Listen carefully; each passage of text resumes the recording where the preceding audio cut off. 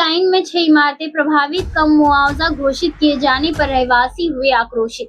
नमस्कार, मैं कोमल गुप्ता और आप देख रहे हैं खबरें पूर्वांचल न्यूज। बोरिवली और विरार के बीच प्रस्तावित नई रेलवे लाइन में वसई की 6 इमारतें प्रभावित होने वाली है।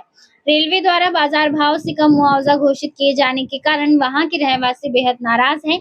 रहवासियों का आरोप है कि रेलवे उन्हें बहुत ही कम मुआवजा देकर ठग रही है। रेलवे ने नोटिस भेजकर घर खाली करने के निर्देश दिए हैं। इसके विरोध में रहवासी आक्रामक हो गए हैं और अब वे इस मुद्दे को अदालत में ले जाने का फैसला कर चुके हैं। बढ़ती हुई यात्री संख्या, हादसों की बढ़ती घटनाएं और नागरिकों को बेहतर सुविधाएं देने के उद्देश्य से बोरिवली और विरार के बीच एक नई रेलवे लाइन डाली जा रही है।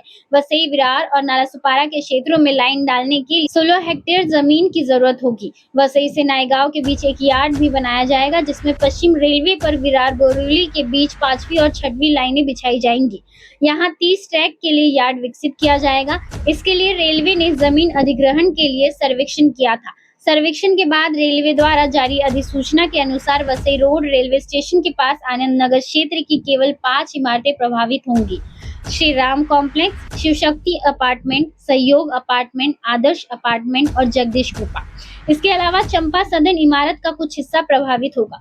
इन 5 इमारतों की 4 दीवारी और प्रवेश द्वार प्रभावित हो रहे, इसीलिए रहवासियों की मांग पर सभी इमारतों को पूरी तरह से हटाने का निर्णय लिया गया है। श्री राम कॉम्प्लेक्स में होटल और व्यावसायिक दुकानें हैं। शिव शक्ति में 90, सहयोग में 40, आदर्श में 21 और जगदीश कृपा में 50 परिवार रहते हैं।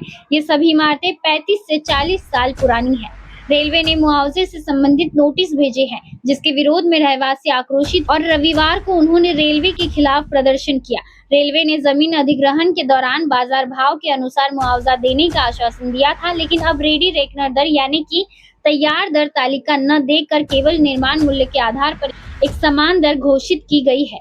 यहाँ पर हर घर की कीमत 50 से 60 लाख रुपए है, जबकि दुकानों की कीमत 1 करोड़ तक है। लेकिन रेलवे के इस निर्णय के अनुसार केवल 10 से 15 लाख रुपए ही मिलेंगे, ऐसा रहवासी अरुण मालवीय ने कहा।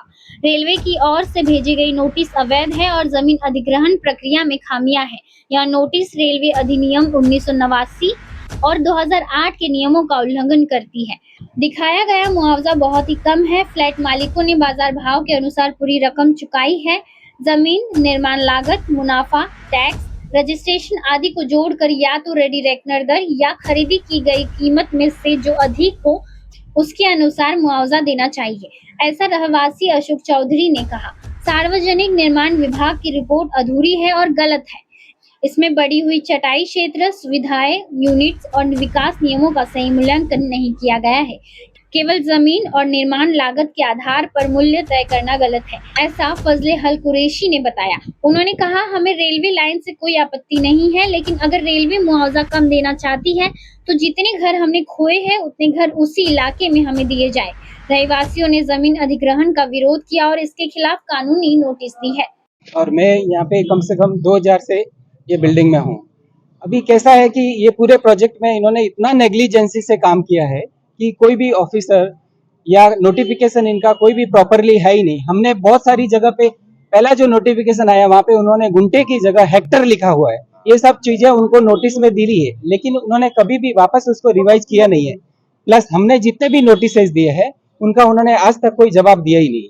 कोई राइटिंग में हमको वहां से मिला नहीं है, सिर्फ उन्होंने ये वैल्यूएशन करके एक लास्ट में नोटिस भेज दिया है। अभी एक बार भी आप रेलवे अधिकारियों से मिलने के लिए मैं खुद रेलवे अधिकारी कुलकर्णी जी और ये तहसीलदार जी से मैं मिल के आया था।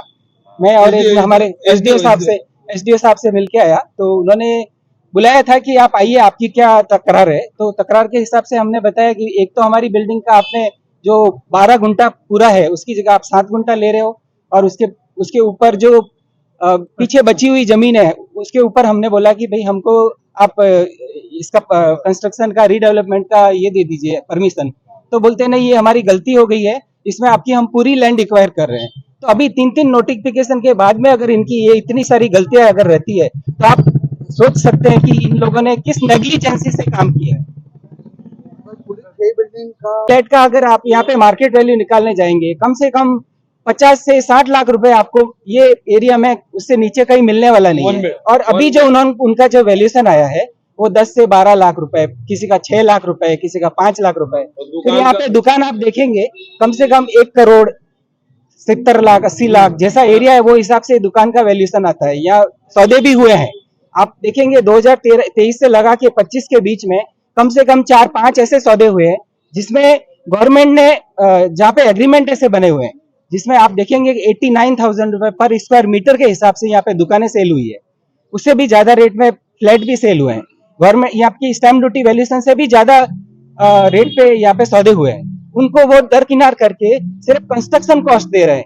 कंस्ट्रक्शन कॉस्ट का ये फंडा जो है वो बिल्कुल गलत है। जहाँ पे लैंड के लिए वो लोग रेडी रेकनर का रेट ले रहे हैं और कंस्ट्रक्शन के लिए वो सिर्फ जो लैंड से अटैच एसेट्स है 2013 का जो राइट टू कंपनसेशन एक्ट है उस एक्ट में प्रॉपरली लिखा हुआ है कि आपको लैंड से अटैच जितनी भी प्रॉपर्टीज है भले ही वो आपका फर्नीचर भी हो, मूवेबल हो या इमूवेबल हो, उसका वैल्यूएशन आपको 2013 में जो गाइडलाइन दी है उसके हिसाब से करना है।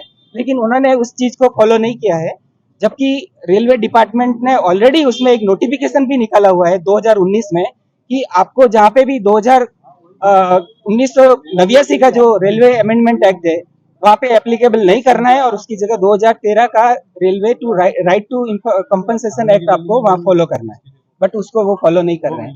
और जब मैं उनसे पर्सनली मिलने गया तो उन्होंने बोला कि आप ये अंडर प्रोटेस्ट एक्सेप्ट कर दीजिए, जो आपको वैल्यूएशन दिया है आप एक्सेप्ट कर दीजिए और आप उसके बाद में आपको हम लोग इसके आर्बिट्रेशन के पास में भेजने वाले हैं।